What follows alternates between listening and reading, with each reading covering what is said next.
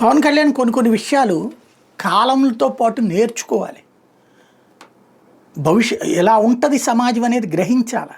బేసిక్గా ఆయన జేఈకి సంబంధించి ఏదైతే ఆయన కాన్వాయ్ విశాఖలో వెళ్ళినటువంటి సందర్భంలో జేఈ ఎగ్జామ్స్కి మిస్ అయినటువంటి ఒక 23 మంది విద్యార్థులు, దాంట్లో అసలు అది ఎట్లా జరిగిందో చెప్పండి అని చెప్పి పోలీసులను ఆయన ప్రశ్నించడం.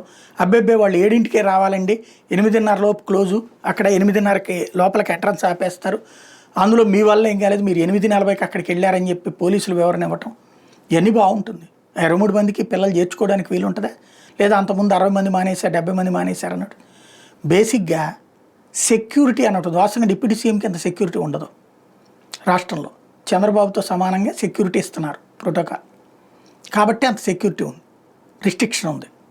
యాక్చువల్గా ఇక్కడ సమస్య ఏంటంటే జగన్మోహన్ రెడ్డి అయినా చంద్రబాబు అయినా ఇప్పుడు పవన్ కళ్యాణ్కైనా ఆ సెక్యూరిటీ ప్రభుత్వాలు ఆటోమేటిక్గా ఇస్తాయి. దాంట్లో నువ్వు వద్దన్నా సరే జరిగిపోతుంది. ఒకటి, కాన్వాయ్ వెళ్ళేటప్పుడు ఆపేయడం ఒక ఎత్తు. రెండోది, మన కార్యకర్తలు గుమికొట్టడానికి అక్కడికి వచ్చినప్పుడు ఇబ్బంది ఖచ్చితంగా ఉంటుంది. ఇదివరకు జగన్ పద్దాక హెలికాప్టర్లో పోతాడు, ఇప్పుడు చంద్రబాబు నాయుడు హెలికాప్టర్లో వెళ్ళట్లేదా? పవన్ కళ్యాణ్ హెలికాప్టర్లలో వెళ్ళట్లేదా? నిన్న విశాఖపట్నంలో హెలికాప్టర్లో వెళ్ళలేదు, ఫలితం ఈ పరిస్థితి వచ్చింది.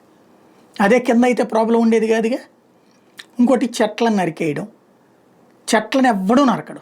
ముఖ్యమంత్రి చంద్రబాబు ఉన్నా జగన్మోహన్ రెడ్డి ఉన్నా కొమ్మలు నరుకుతారు. ఎందుకని? కాన్వాయ్లో వెళ్ళేటప్పుడు ఎక్కడ ఉంటాం మనం? మనమైనా పైన ఉండొచ్చు, పోలీసులైనా పైన పక్కన ఎలాడుతూ ఉండాలి. ఆ కొమ్మలు తగిలితే ప్రాణాలు పోతాయి.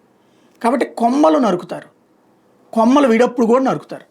నడి రోడ్డు మధ్యలో చెట్లు పెట్టినప్పుడు అవి పెరిగి కొమ్మలు అయిపోయి ఆ వెళ్ళే బస్సులకి వాటికి ఇబ్బంది అవుతున్నప్పుడు ప్రతి 6 నెలలకు ఒకసారి కొమ్మలు నరకడం కామన్గా ఉంటుంది.